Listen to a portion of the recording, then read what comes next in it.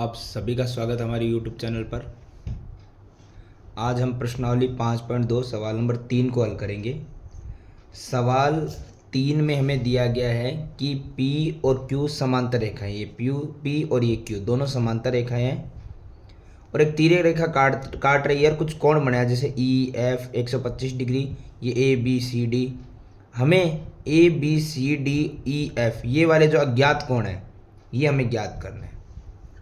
तो ज़रूरी नहीं है पहले ए ही बताना है हमें, हम पहले कोई भी कोण बता सकते हैं।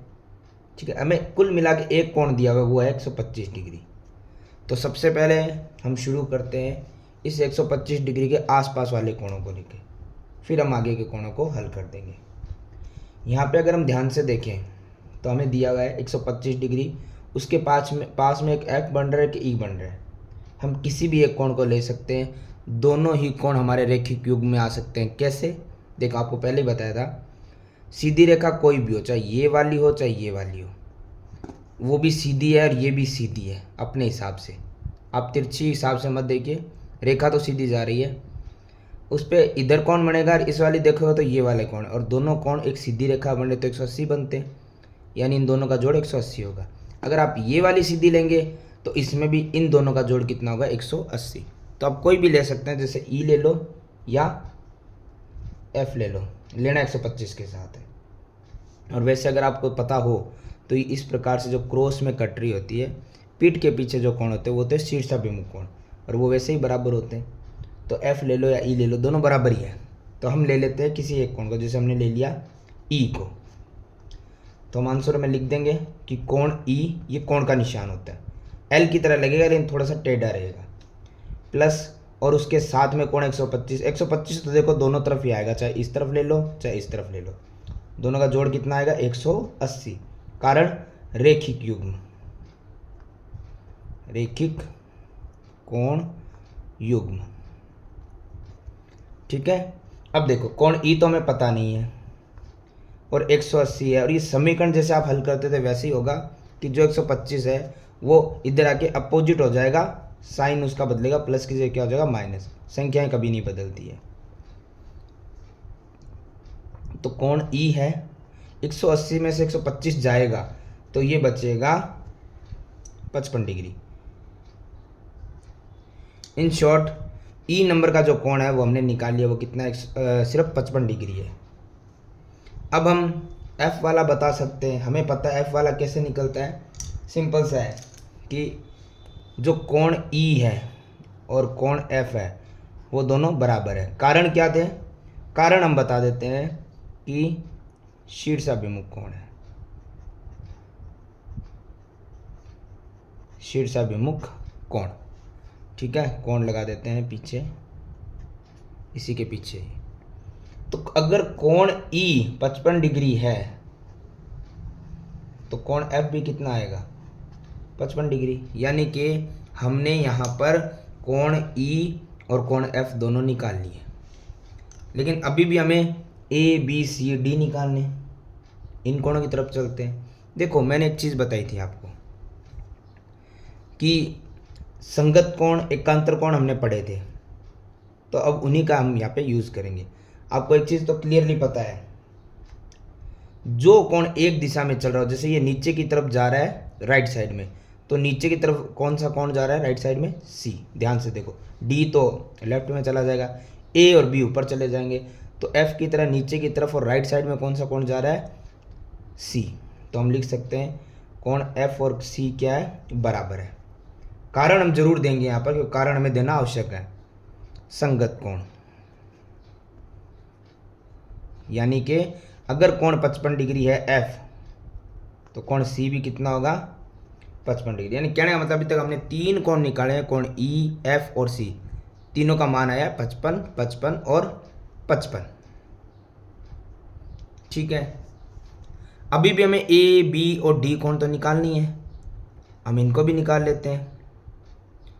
अब इनमें से हम कोई एक कोण ले लेते हैं, जैसे हम ले लेते हैं, देखो 2 तरीके से निकल सकता है। मान लो आप ए निकाल रहे हो, तो ए को एक तो निकालने का तरीका आप ऐसे ले सकते हो, ये बन रही है जड़ वाली आकृति। कौन सी आकृति बन रही है? ये वाली, जड़ वाली। तो जड़ में इधर वाला कोण और इधर, यानी विपरीत दिशा वाले कोण क्या होते हैं? बराबर। यानी अगर f 55 है तो a भी कितना आएगा, 55 डिग्री आएगा। कारण क्या रहेगा, एकांतर कोण है। पहला ऑप्शन तो ये हो गया। अगर आप ऐसे ना लो तो भी हमारे पास बहुत सारे ऑप्शन हैं, कैसे वो भी देख लेते हैं। हम a और c ले सकते हैं। हमें पता जब क्रॉस में ऐसे कटते हैं तो ये पीठ के पीछे वाला कोण होता है शीर्षाभिमुख, और यानी कि a किसके बराबर है, c के बराबर है। a किसके बराबर है, c के। तो a तो हमें पता नहीं है, लेकिन c तो हमें पता था ना, अभी हमने निकाला था, कितना था, 55 डिग्री। यानी a कितना हो जाएगा, 55 डिग्री। यानी कि एकांतर कोण वाली विधि से करो चाहे आप शीर्षाभिमुख वाली विधि से करो, कारण लिख देना, आना वो 55 डिग्री है। एकांतर कोण से भी आप कर सकते थे। तो देखते देखते हमने ई, एफ, सी और ए निकाल दिया, बी और डी निकालना है। तो वैसे तो अब आपको पता चल ही गया होगा कि हमें सिर्फ और सिर्फ एक कोण निकालना है, चाहे ये वाला चाहे ये वाला। एक कोण आपने निकाले तो दूसरा बराबर होगा, क्यों, क्योंकि अगर ये शीर्षाभिमुख कोण होते तो ये भी शीर्षाभिमुख कोण ही होते, यानी पीठ के पीछे बनने वाला कोण बराबर होता है। जब भी क्रॉस में ऐसे कटेंगे ना तो ये दोनों कोण शीर्षाभिमुख होंगे, ये भी शीर्षाभिमुख ही होंगे। तो बी या डी एक निकाल लो, दूसरा तो हम कारण लगा देंगे शीर्षाभिमुख है और बराबर है। तो अगर हम मान लो आप बी या डी कोई भी ले सकते हो, जैसे हमने ले लिया बी, ले लेते हैं, डी भी ले सकते हो, हम बी ले लेते हैं। अगर कोण बी लेते हैं तो हमारे पास ज़्यादा ऑप्शन नहीं है, हम लेते हैं पास वाला कोण, चाहे इधर वाला चाहे इधर वाला।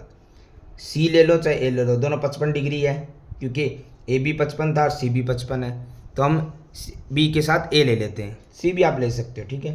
तो हमने ले लिया कोण ए और कोण बी। अगर इन दोनों कोणों को जोड़ेंगे, इसको और इसको, तो एक सीधी रेखा बन रहे, और हमेशा कितने डिग्री का होता है, 180 डिग्री। कारण क्या रहता है, वही जो शुरू में लिखा था, रेखिक कोण युग्म।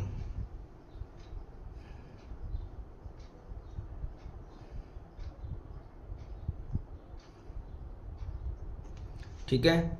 अगर आप चाहते हैं इन्हें अंतःकोण के रूप में तो वैसे भी ले सकते हैं, लेकिन ये रेखिक कोण युग्म हो गया। अब देखो ए तो हमने निकाल लिया था ना, कितना था यहाँ पे, 55 डिग्री।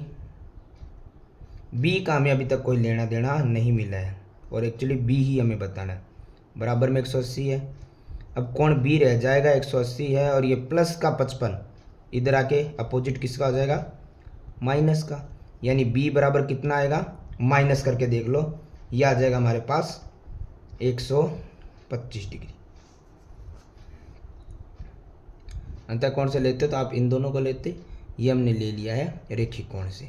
तो b बराबर आ गया 125। अब b आ गया है तो हम d भी निकाल सकते हैं। b और d बराबर है, कारण क्या है, शीर्षाभिमुख। अभी बता के हमें b और d क्या है, शीर्षाभिमुख। ठीक है, कोण बराबर है। तो अगर b 125 है तो d भी कितना होगा, 125।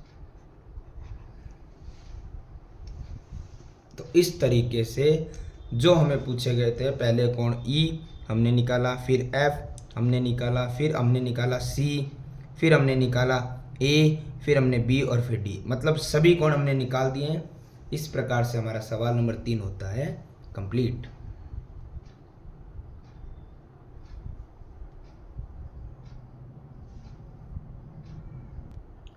सवाल नंबर 4। सवाल नंबर 4 में हमें दिया गया है सबसे पहले कि जो L और M भुजा है वो दोनों समांतर है। समांतर है और इनके बीच में निम्न आकृतियों में हमें x का मान ज्ञात करना है। तो ऐसे दो क्वेश्चन है। पहला वाला हम देखते हैं, x का मान निकालना है, यानी ये वाला कोण हमें निकालना है, ये वाला कोण। देखिए ये दो तरीके से निकल सकता है। एक तो हम एकांतर कोण लें, तो एकांतर कोण तो ये वाली आकृति लेंगे तब मिलेगा हमें। ठीक है, ये वाली आकृति कैसे ले सकते हैं, जब हमें ये कोण पता होगा ना, ये वाला, तो हम ये एकांतर कोण ले सकते हैं। या फिर ये वाला पता होगा तो हम संगत कोण के रूप में ले सकते हैं। अगर ये कोण पता हो ना हमें, ये वाला, तो ये वाला कोण एक ही दिशा में राइट साइड में जा रहा है ऊपर की तरफ, तो वो एकांत संगत कोण हो जाएगा।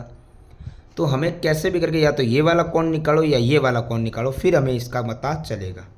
ठीक है, तो हम क्या करते हैं, थोड़ा दिमाग का प्रयोग करते हैं। हम करते हैं इस कोण को ज्ञात, और हमें एक चीज़ तो पता है कि समांतर भुजाएं हो तो उनको कोई भी तिर्यक रेखा काटे बीच से या कहीं से भी, तो उसके दोनों तरफ बनने वाले कोण का योग कितना होता है? 180, सीधी रेखा बनने वाले कोण। तो पहले वाला तो है 100 डिग्री, ये दूसरे वाला हमें पता नहीं है, तो इसको हम मान लेते हैं, देखो x तो हमें दिया गया, हम इसको मान लेते हैं y, और योग कितना होगा? 180 डिग्री। वजह क्या रहेगी? वही रेखिक कोण युग्म, ठीक है। तो यहाँ पर हम क्या करते हैं, इस y को यहीं रखते हैं, 180 है, और ये प्लस का 100 है ना, वो इधर आके अपोजिट क्या हो जाएगा? माइनस का 100। तो y बराबर कितना आ गया? 180 माइनस 100, 80, यानी कि ये y कितना आ गया? 80 डिग्री। तो सिंपल है, अगर ये 100, एक छोटी सी मिस्टेक हो गई है यहाँ पर, एक्चुअली ये 100 नहीं था, 110 डिग्री था, तो हम इसे करेक्ट करते हैं 110 डिग्री। तो यहाँ पे कितना बचेगा? 70 डिग्री, ठीक है। गलती होनी होती है, हो जाती है। ये यहाँ पर 100 नहीं 110 डिग्री है, तो वो 110 ही लिखा है, माइनस भी 110 होगा और आएगा 70 डिग्री। लेकिन अभी y निकला है जो हमने एक्स्ट्रा माना था, हमें तो x निकालना है। तो हमें एक चीज़ पता होनी चाहिए कि ये वाले कोण एक दिशा में ऊपर या नीचे की तरफ जाने वाले कोण होते हैं संगत कोण, यानी कोण y किसके बराबर होगा? कोण x के। वजह क्या रहेगी? संगत कोण, ठीक है। कोण y यदि हमने निकाला 70 डिग्री, तो कोण x भी कितना निकलेगा? 70 डिग्री। तो ये सवाल होता है हमारा कंप्लीट। इसमें एक और पॉइंट हमें दिया गया है, जिसके अंदर एक और आकृति हमें दी गई है, जिसमें हमें ये आकृति दी गई है। इस आकृति में देखो, ये पिछले वाले जो सवाल था उससे बड़ी आकृति है, लेकिन एक 100 डिग्री, एक 80 डिग्री कोण दिया गया है, और साथ में हमें दिया गया है कि इस आकृति में भी ये L है और ये M है, ठीक है, और ये AB मान लो, कुछ ये मान लो। कहने का मतलब दोनों भुजाएं हमारी क्या है? समांतर है, और समांतर भुजाएं हैं और उन पे कुछ कोण दे के पूछा गया x का मान, तो हमें सिर्फ x पे ध्यान देना है। और हमें पता है x किस तरफ जा रहा है? ये जा रहा है लेफ्ट साइड में, जा रहा है ऊपर की तरफ। तो एक कोण और है जो लेफ्ट साइड में ऊपर की तरफ जा रहा है, एक ही दिशा में जा रहे हैं, तो कोण x किसके बराबर होगा? 100 के। कारण क्या रहेगा? संगत कोण। तो इससे आसान जवाब तो कोई हो ही नहीं सकता। हमें पता है एक दिशा में जाने चाहिए कोण, एक दिशा में जा भी रहे हैं, ऊपर की तरफ भी जा रहे हैं, तो वो दोनों कोण क्या होंगे? संगत। एक 100 हमें दिया हुआ था, एक x है, तो x किसके बराबर होगा? 100 के बराबर। तो ये हमारा सवाल नंबर 4 होता है कंप्लीट।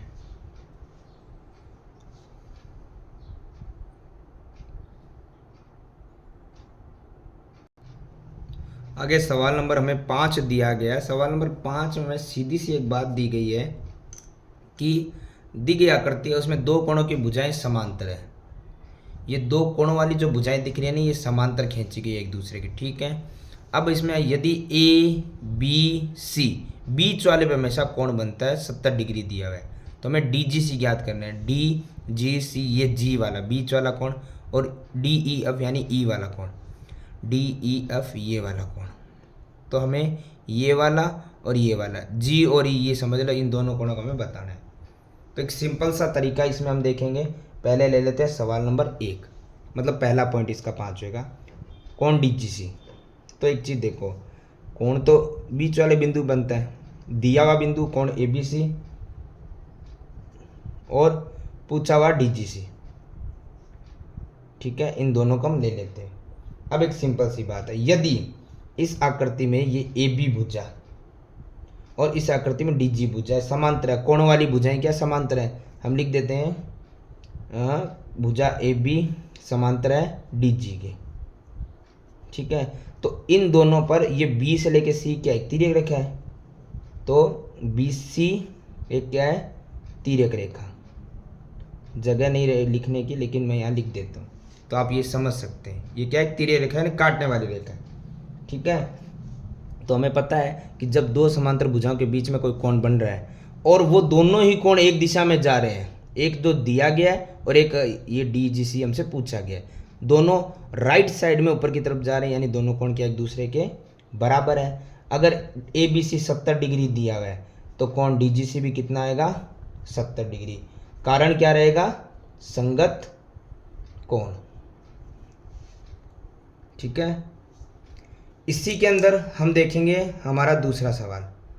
दूसरे सवाल में हमें ये दिया गया यहाँ पर कि डी ई एफ बताओ, डी ई एफ ये वाला कोण। अगर इसके अंदर हम देखने जाएंगे तो हमें भुजाएं देखनी पड़ेगी ये वाली और ये वाली, क्योंकि इन दोनों कोणों में ये वाली और ये वाली भुजाएंगी।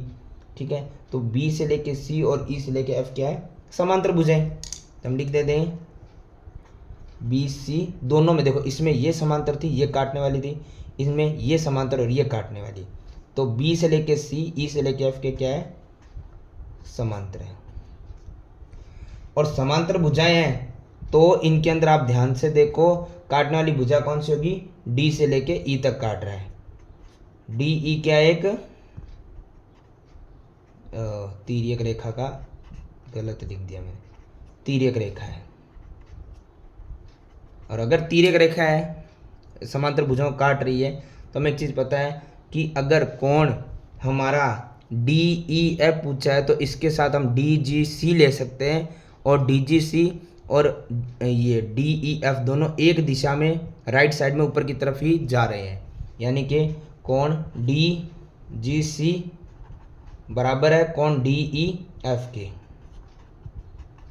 कैसे दोबारा बता देता हूँ, देखो इसके बीच में ये जी पे बनेगा और डी ई एफ ई पे बनेगा, बीच वाले पे कौन बनता है ना, दोनों कोण राइट साइड में ऊपर की तरफ जा रहे हैं यानी एक ही दिशा में जा रहे हैं, तो ये दोनों कोण क्या हो गए हैं संगत कोण।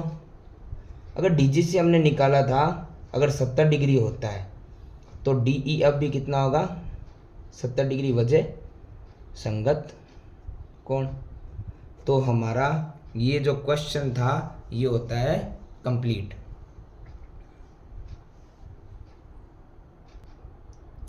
आगे सवाल नंबर जो 6 दिया गया उसमें दिया गया नीचे दी गई कुछ आकृतियां हैं, जैसे पहली आकृति आपके सामने है, इसमें एल और एम समांतर है, ये एल और एम वाली जो भुजा समांतर है उनके बीच में जो अंतः कोण बनते हैं, देखो कोई ना कोई कंडीशंस रहेगी। समांतर भुजाओं में संगत कोण बराबर होते हैं, एकांतर कोण बराबर होते हैं। ठीक है, और दो अंतः कोण मैंने पहले भी सवाल में बताया था जो अंदर बन रहे हैं, अगर ये डब्बा बंद होता है तो ये दोनों कोण अंदर होते हैं, ऐसे इस तरफ भी जो अगर अंदर बनेंगे वो भी अंतः कोण ही कहलाएंगे, ये बाह्य कोण बन जाते हैं। तो अंदर दोनों बनने वाले कोण जो होते हैं उनका योग यदि 180 आए तो वो दोनों भुजाएं समांतर ही होती है। अगर दोनों का योग 180 से कम या ज़्यादा आ रहा है तो वो समांतर भुजाएं नहीं होती है। और हमें यही बताना है क्या एल एम समांतर है या नहीं है। तो हम देख लेते हैं कि हमारे दो अंतः कोण है, एक तो अंतः कोण 126 डिग्री और दूसरा है 44, दोनों को जोड़ते हैं तो कितना आ रहा है 170 डिग्री। आना कितना चाहिए था 180 डिग्री, नहीं आ रहा है, मतलब एल और एम के समांतर नहीं है। ठीक है, लिख भी सकते हो आप, ये साइन भी लगा सकते हो। अगर दोनों अंतःकोणों का योग चाहे इधर वाले चाहे इधर वाले उनका योग 180 आ जाए तो वो हमेशा समांतर भुजाएं होती है, अन्यथा नहीं होती है। तो पहले सवाल में दोनों समांतर नहीं है। सवाल नंबर 6 का ही दूसरा पॉइंट, सवाल नंबर 6 का दूसरा पॉइंट अगर हम देखें तो हमें यहाँ पे दिया गया 75 डिग्री। ये एल और एम समांतर भुजाओं के नाम पे दी गई है, लेकिन अभी ये डिसाइड नहीं हुआ ये समांतर है कि नहीं है। वैसे तो ये आकृति ऐसी है कि आपको देख के पता चल जाएगी कि एल और एम समांतर नहीं है। देखो समांतर की पहचान ये होती है कि ये भुजाएं एक दूसरे के बराबर चलती रहे अनंत तक, पर काटे ना एक दूसरे को। लेकिन यहाँ तो दिख रहा है कि अगर थोड़ा और बढ़ा दिया जाए इन भुजाओं को तो ये कहीं ना कहीं एक दूसरे को काट लेगी। यहाँ से चौड़ाई ज़्यादा है, यहाँ कम है, समांतर तो इक्वल चलती है ना। तो हमें तो पता है ये समांतर नहीं है, देखने से पता चल रहा है, लेकिन हमें प्रूफ के साथ यहाँ पे लिख कर बताना पड़ेगा। तो चलिए शुरू करते हैं।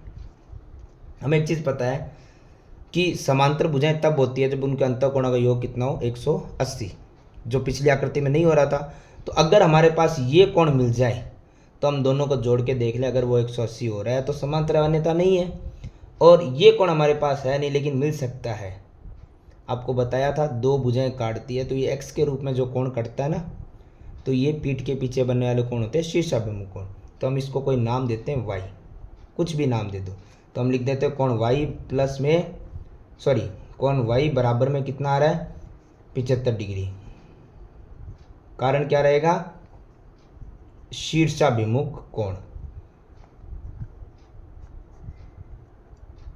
ठीक है, और अगर ये 75 आ गया भाई तो हम लिख सकते हैं कि ये 75 और ये दूसरे वाला 75 और दोनों का योग कितना आना चाहिए 180। लेकिन क्या आ रहा है 180? नहीं आ रहा। तो अंतःकोणों का योग 180 से एक भी कम या एक भी ज़्यादा हो तो वो भुजाएं कभी भी समांतर नहीं हो सकती। इसी प्रकार इसी में तीसरा सवाल और देख लेते हैं हम। अभी तक तो दोनों समांतर हुई नहीं है, फिर दो भुजाएं दिया। अब इसमें हम कंफर्म नहीं अभी हमें कि ये समांतर है या नहीं। एल और एम दिख रहा है कि हो सकते हैं, लेकिन हमें वही करना पड़ेगा अंतःकोण। अंतःकोण कब आएंगे, जब ये कोण निकलेगा। ये कोण तो वैसे ही निकलेगा शीर्षाभिमुख कोण, तो हम इसे y मान लेते हैं। तो कोण y किसके बराबर होगा 57 डिग्री का। कारण क्या रहेगा, शीर्षाभिमुख कोण। पीछे वाले सवाल की तरह ही है, सेम टू सेम। शीर्षाभिमुख कोण बराबर होते हैं। अगर y हमें मिल गया है जो कि 57 है, तो 57 और दूसरा अंतःकोण तो हमारे पास है ही 123, दोनों को हम क्या करेंगे जोड़ देंगे। तो कितना आ रहा है 180 डिग्री। 180 डिग्री अगर अंतःकोणों का योग आ गया है तो हमारा सवाल भी हो गया है कंप्लीट। हमें पता है 180 तभी आता जब दोनों भुजाएं समांतर हो, यानी इस सवाल में एल और एम एक दूसरे क्या है समांतर है। ठीक है, कारण लिख देंगे कि एल और एम समांतर क्यों है, क्योंकि अंतःकोणों का योग कितना है, अंतःकोणों का योग कितना है 180 डिग्री है। इसीलिए एल और एम क्या है एक दूसरे के समांतर। इसी की तरह हम सवाल नंबर 4 और इस प्रश्नावली का अंतिम सवाल हम देख लेते हैं। देखिए बात वही है, हमें यहाँ पे क्या चाहिए, दो अंतःकोण। एक हमें 98 मिल चुका है, दूसरा हम निकाल सकते हैं क्या मान के, इस बार x मानेंगे। तो कोण x कुछ भी मान सकते हो आप, बराबर किसके है 72 के। ये तो कारण क्लियर हो गया कि ये क्या है शीर्षाभिमुख। भी मुख, मैंने एक साथ दो मात्राएं लगा दी, वाह। अगर ये 72 निकल गया है तो अंतःकोण हो गया 72 डिग्री और दूसरा का 98 डिग्री। दोनों का योग कितना आ रहा है 170, लेकिन अंतःकोणों का योग तो 180 होता है, तो 170 तो नहीं चलेगा। पहली आकृति में भी 170 ही आया था। 180 से एक भी कम एक भी ज़्यादा नहीं चलेगा। अगर नहीं है तो हम कह सकते हैं कि एल और एम समांतर नहीं है। यानी कि अंत के जो छठा सवाल था उसके 4 क्वेश्चन किए, सिर्फ एक तीसरे में समांतर हुई है भुजा, पहले दूसरे और चौथे के अंदर समांतर नहीं है। इसी के साथ प्रश्नावली 5.2 होती है समाप्त।